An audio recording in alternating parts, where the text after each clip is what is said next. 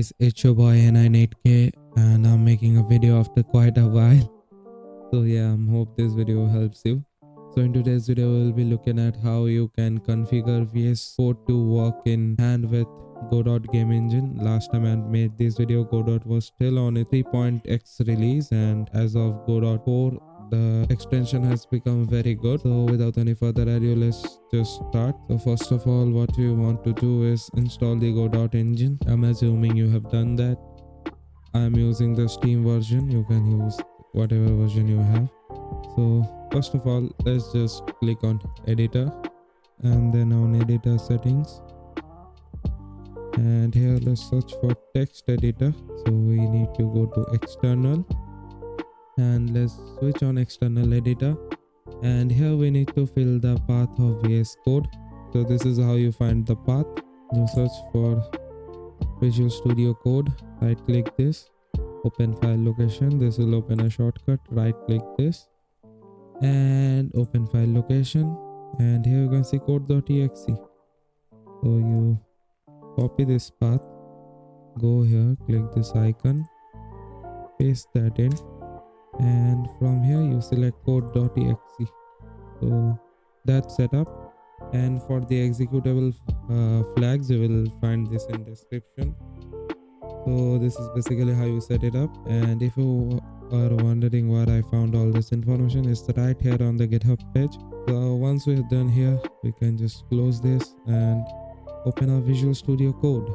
So first of all, we want to install the extension. So here just search for Godot, and here we'll see Godot tools. Click on this link, which you will find in the description also. Basically the same thing. So I'm gonna install from here, and it's installed. So before you use it, we need to set up a couple of things. So click on this manage icon right here and go to settings. Godot 3, as this video is for Godot 4, I will be only focusing on Godot 4. Basically you need the path of the Godot engine. So since I have installed from Steam, I'll just click on manage, browse local files, and here you can see we have the exe file. Copy the path. This is a path to Godot 4. If you want, you can also go ahead and change the server and port, which I'm gonna do right now. Editor setting, language server, and you can see the local host is the IP and remote port is 6005 and it's 6008 here. So let's just set it to 6005. That's about it for the setup in VS Studio. Now we need to set up the GDScript Debugger. So press F1 on your keyboard and search for to run and debug. Let's open the folder our project is in.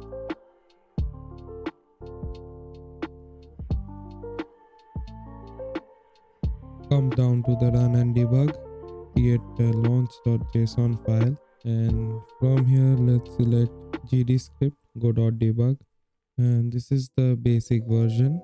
You would want the full version, which I will paste in the description down below. So select all and Control V and save. Control S. There's only one setting really remaining that you would want to change.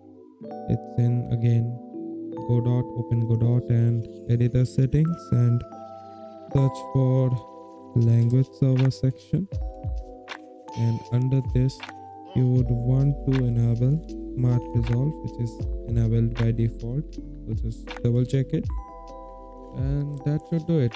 Now you can go ahead and quit Godot and let's relaunch Godot. Now you can see it launches in the correct thing, and you can see that the IntelliSense is also working. So yeah, that's it for today's video. I hope you enjoyed today's video. If you liked today's video, drop a like and hit the subscribe button. I used to make videos very often on Godot, but for my personal life, I have stopped making games altogether. That's it. I'll see you in the next one. See ya.